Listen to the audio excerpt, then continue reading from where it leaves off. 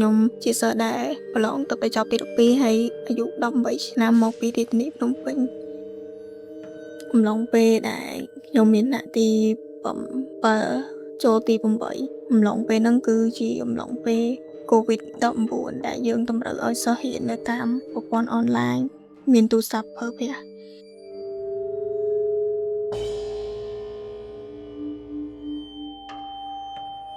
អំឡុងពេលហ្នឹងខ្ញុំចាប់ផ្ដើមត្រូវបានគេអូសចូលក្នុងក្រុមមួយដែលជាក្រុមរឿងអាភាសហើយក៏មានជនអត់មិនស្គាល់មុខច្រើនដែលឆាតមកតាក់ទងមកដោយសែនរូបអាភាសសែនរូបអាក្រក់កាយឲ្យមើលហើយកន្លងមកទៀតក៏មានបញ្ហាកើតឡើងគឺអ្នកដែលតាក់ទងហ្នឹងគេបានយករូបភាពរបស់យើងត្រឹមត្រូវមួយរបស់យើងដែលជារូបថតហ្នឹងយកមកគំរាមយើងដោយបានប្រាប់ថា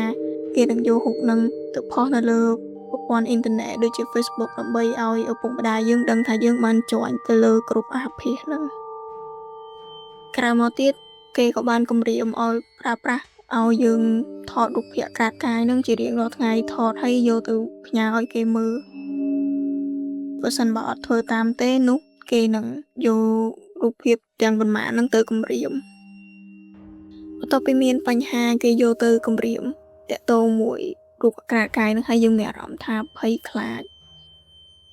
ហើយយើងក៏ចាប់ផ្ដើមដូរលេខទូរស័ព្ទហើយឈប់ប្រើប្រាស់ Facebook ឈប់ប្រើប្រាស់ Telegram ដើម្បីបំបត្តិអត្តសញ្ញាណពេលដែលរឿងនឹងកើតឡើងគឺអត់មានបានទៅជជែកមួយខាងប៉ាម៉ាក់ឬមួយក៏ឲ្យអ្នកគេជួយដោះស្រាយដោយសារយើងមានអារម្មណ៍ថាយើងភ័យខ្លាចជាមួយនឹងការស្ដីបន្ទោសយើងបារម្ភជាមួយនឹងការអៀនខ្មាស់ច្រើនតាក់ទងមួយការប្រាប់រឿងទាំងអស់ហ្នឹងឡងពេលហ្នឹងយើងរស់ដោយភាពភ័យខ្លាចមានន័យថាទោះបីជារឿងហ្នឹងវាស្ងាត់ទៅវិញយើងបានធ្វើឲ្យផ្លូវចិត្តយើងប្រសើរបានមកកម្រិតប៉ុន្តែអាភាពភ័យខ្លាចហ្នឹងវានៅតែដកជាប់ចឹងយើងរស់នៅក្នុងពិភពមួយដែលរបៀបថាយើងភ័យខ្លាចនិងប្រយ័ត្នគ្រប់ពេលហើយយើងអត់ហ៊ានទៅផ្ដើមតំណែងជាមួយអ្នកណាដែលជាមនុស្សថ្មីច្រើនបើតាក់ទងមួយរឿងស្នេហាគឺយើងអត់មានសោះហ្មងដោយសារតែយើងបារម្ភយើងខ្លាចគេនឹងអត់ទទួលយករឿងទាំងអស់ហ្នឹងបានអ្វីដែលបង្កើតភាពក្លាហានហ្នឹងគឺខ្ញុំចង់ឲ្យអ្នកដទៃហ្នឹងគឺអ្នកដែលធ្លាប់ឆ្លងកាត់បញ្ហាហ្នឹងដូចខ្ញុំហ្នឹងគេមានអារម្មណ៍ថាគេមិនមែនជាជនរងគ្រោះទេគេគ្រាន់តែត្រូវបានគេបោកបញ្ឆោតហើយក៏មិនជា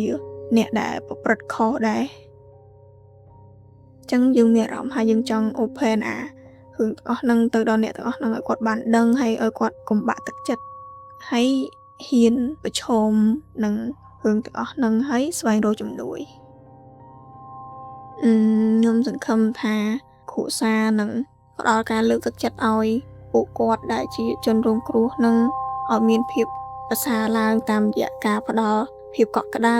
ផ្ដល់ដំបូន្មានល្អនៅក្នុងការលើកទឹកចិត្តពេលដែលយើងជួបប្រទះបញ្ហាទាំងអស់ហ្នឹងកុំស្ដីបន្ទោសកុំភើមពើងសារលើពួកគាត់